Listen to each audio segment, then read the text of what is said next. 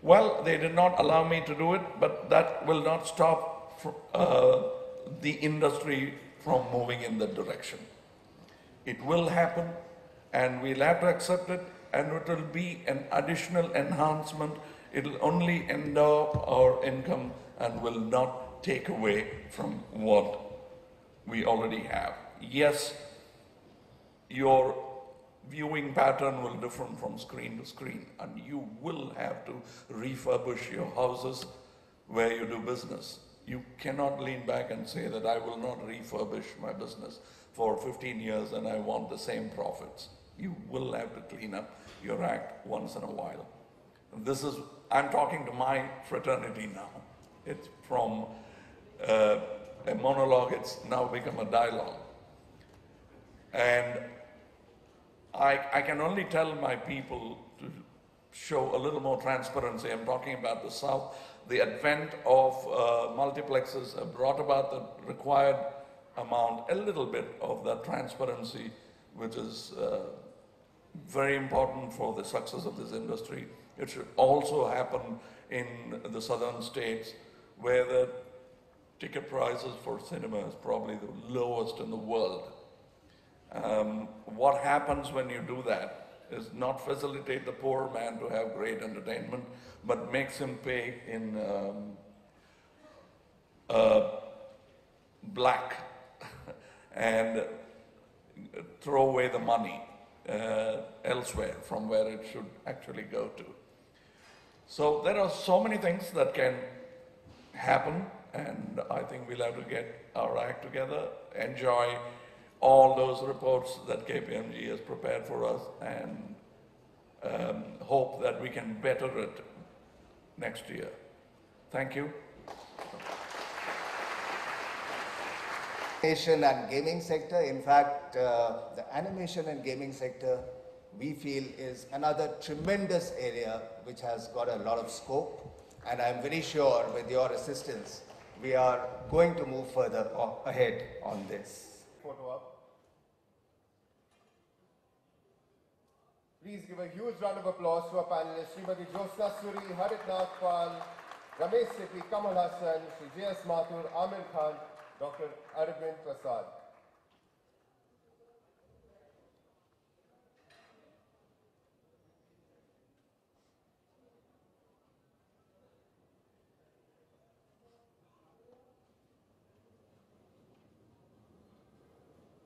Thank you. I will now request Mr. Aamir Khan to remain on stage for a very sought after conversation that we are looking forward to have with him.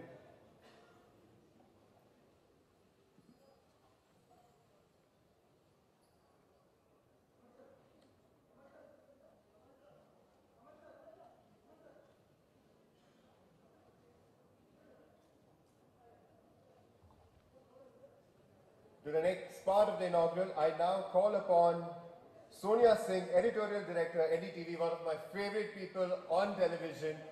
I'm at the cost of sounding so patronizing.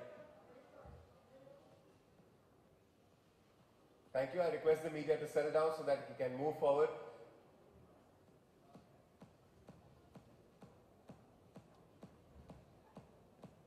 Aamir sir, my Parsi uncle is convinced that PK was your poetic way of telling all of us that you're really an alien, because of the rate at which you do things and how you do them.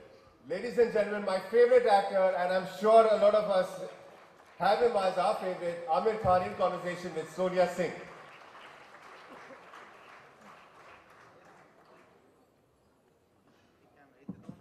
Thank you. It's a great honor to be here at the inaugural of FICCI Frames, and of course to be interviewing Aamir Khan. And Aamir, first, happy birthday and fabulous at 50. Yeah, thank you. Thank you. Aamir, when you're here at this conference, and do you look back at, you've been now 3 decades in the industry as a young man who came in his mid-20s, this first film.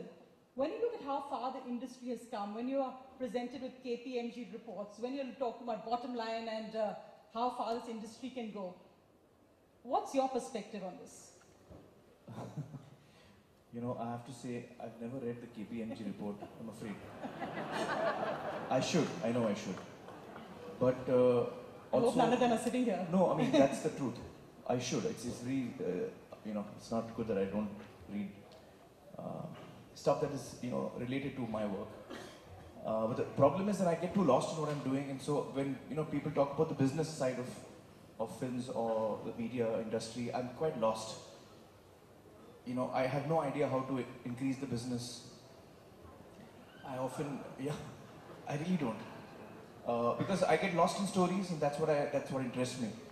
So I think pretty much in these last 25, 27 years that I've been working, it's just been my excitement towards the films that I'm doing.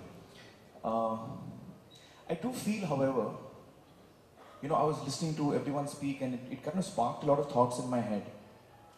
And we talk of economic growth for our country, and I think everyone in this room has a dream, for what we want our country to be.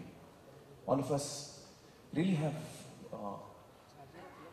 a dream in our hearts to see our country, where maybe our forefathers wanted it to be. And I feel that, especially during the research of SMJ, when I went through so many things, I learned a lot, and me and my team, we often discuss about this. We feel that, how do we achieve that dream? How do we, one of the observations that we have is that Indians, by and large, they take to hardware very quickly. Latest phones, we have it, latest computers, we have it. But the software is where I think the issue lies, is because we are the software. As a country, we believe that for economic growth, we have to have infrastructure and bridges or, whatever, various infrastructure, highways. We can build highways, we can build bridges, we can build dams, we can build all of that. But ultimately, we have to use it. As human beings, we have to use it. And that is where I feel the crux of the matter is. For example, when I leave my house and I'm at Linking Road and I'm at a traffic jam, or rather there's evening, traffic, invariably somebody will go from the right of me and try and go from the other side of the traffic. And then that causes a traffic jam, which then you're blocked for 4-5 hours. But that is us. So somehow, if we really want to achieve the dream that we all have in our hearts, I think somewhere we need to look at the software of India. Instead of the hardware, we need to look at the software of India. How are we as people, and if that is where we can bring about a change, that is where the big change lies, is where I feel. I guess no, that's... just taking off on that point, because if you look at the software then of the film industry, television, communications, how do you involve, say, a spot boy as much as you do involve an Aamir Khan or a Kamal Hasan in looking at the stakes involved in pushing this as an industry, professionalizing Actually, it? pushing as an industry, I'm meaning it in a different way. I don't mean it in that way. I don't mean it in making more films or making more money out of the films or making the industry more productive, that many more crores bigger. That's not how I'm looking at it. Because I feel that the opportunity is much larger than that. The opportunity that we have in front of us is much larger than that. For many years now, I've been feeling that what is our role as creative people, or the people who are in the business of entertainment? What is our role? Whether you're on television or film, or you're a writer, painter, dancer, whatever you are as a creative person, what is your contribution to society? Sure, it is to entertain. Of course, that's our primary job, is to entertain people. But I don't know whether that stops there, or rather, I don't know whether it should stop there. I think one of the responsibilities that we could choose to shoulder is that we can bring about a dynamic change in society. That opportunity is there in front of us. It's up to us whether we want to take it or not. We can bring grace to society. We can build the social fabric of India. We can contribute to nation building in a very, very dynamic way. In what we choose to tell our children, in our stories, in our characters. I mean, if you look at the content coming out of our work for children's content, it's almost negligible. And the little that I see is very scary. The little that I see is that my son watches sometimes, I sit with him and it kind of scares me to see the kind of children's content we're making.